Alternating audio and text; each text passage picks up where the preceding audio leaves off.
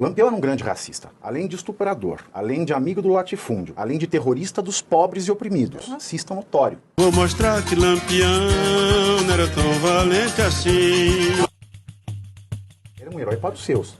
Ele era um bandido que era herói para bandidos. O que acontece, o problema do heroísmo, né, para muitos heróis, para outros vilão, quando lá nos anos 20, Prestes começa a sua marcha comunista para o Brasil, ele diz no Congresso, acho que na sétima Internacional Comunista, que os cangaceiros eram proto-revolucionários que precisavam ser trabalhados para aderirem à causa. Só que Lampião desprezava esse pessoal. Tanto que o título que ele recebe de capitão é para combater a coluna Prestes no Nordeste. Lampião ele não era um antigovernista. Lampião era um oportunista, vaidoso, que recebeu um título de capitão fajuto e ostentou esse título o resto da vida.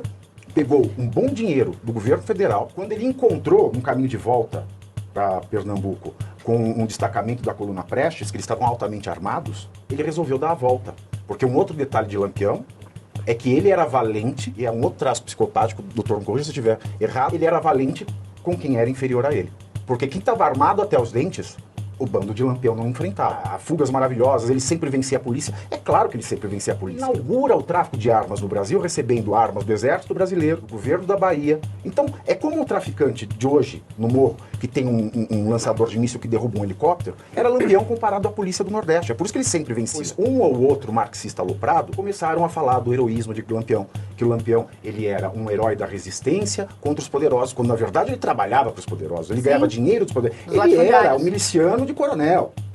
Ele aterrorizava quem? O coronel? Não, o coronel pagava, ele não fazia nada, ele aterrorizava o povo. O Movimento Sem Terra, uma vez, teve um tema de festividade com o Lampião. Se você parar pra pensar, se existisse reforma agrária na época, o Lampião ele era o maior inimigo da reforma agrária. O Lampião ele faz a simbiose do coronel com o cangaceiro.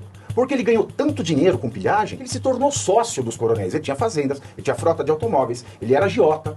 O romantismo, né, marxista tropical transformou Lampião num herói popular, quando na verdade ele não tem nada de herói popular. Eu falo marxismo tropical aloprado, para não dizer estúpido, porque o marxismo sério, através da tese do Eric Hobsbawm, que ele fala do banditismo social. O banditismo social, para todo mundo entender, é o Robin Hood, tira dos ricos para dar aos pobres. Lampião, ele tirava dos ricos para ficar para ele. Ele não ajudava. Com o dinheiro que o grupo de Lampião fazia em um ano, ele poderia manter 7 hospitais, 2 escolas normais e uma escola profissionalizante. Todo santo ano. Mas ficava tudo para ele. Usava o perfume da Maison Roger Gallet, Fleurs de l'Amour, usava o óculos que ele usava, que era para esconder a caulice dele, era Zeiss. Uau. Ele só usava lenço de seda inglesa, só tomava Grande whisky costureiro. White Horse. E ainda servia brandy macieira nos seus encontros. Ele não é um bandido social. Ele é um bandido de controle social. Ele é um bandido para colocar o povo no cabresto. Lampião não pode ser um bandido social porque ele era muito sádico. Nos estupros, por exemplo, uma vez ele invadiu um casamento, estuprou a noiva, mandou a avó da moça limpar o pênis dele e depois ofereceu a noiva para Gera. A Gera era o nome do estupro coletivo.